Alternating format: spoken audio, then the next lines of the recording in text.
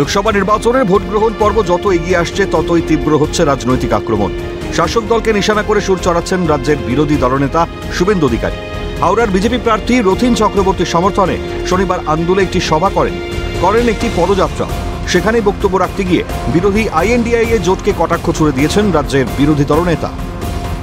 অস্তিত্ব আছে, ইন্ডিয়ার আছে, ইন্ডির তো পিন্ডি রাজস্থান, ছত্তিশগড়, মধ্যপ্রদেশেই চটকে গেছে, ইন্ডির 12টা বেজে গেছে।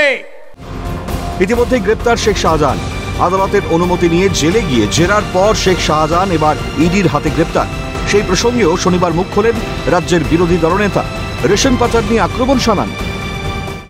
ইডি তো প্রথম গেছিল, কারণ শাহজাহান ফুড কর্পোরেশন ইন্ডিয়ার ভারত সরকারের পাঠানো সাদা চাল, পরিষ্কার চাল আর ভালো গম, সেগুলো বাংলাদেশের সাতক্ষীরাতে পাচার করত। স্বাভাবিকভাবে ইডির যে পেন্ডিং কাজ, সেইটা হয়তো ইডি করছে, করা উচিত। আন্দোলনের পাশাপাশি শনিবার উলুবেড়িয়াতেও বিজেপি প্রার্থীর সমর্থনে সভা করেন রাজ্যের বিরোধী দলনেতা।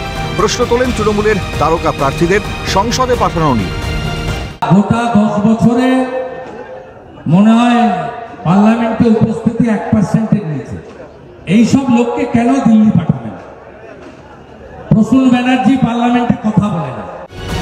শেষ পর্যন্ত কি বাংলা থেকে লাভের গুড় ঘরে তুলতে পারবে বিজেপি? কি হয় জানতে অপেক্ষা এখনো 3 মাস। দেবকুমার দেও এবং মনোজ রায়ের রিপোর্ট, ক্যালকাটা নিউজ।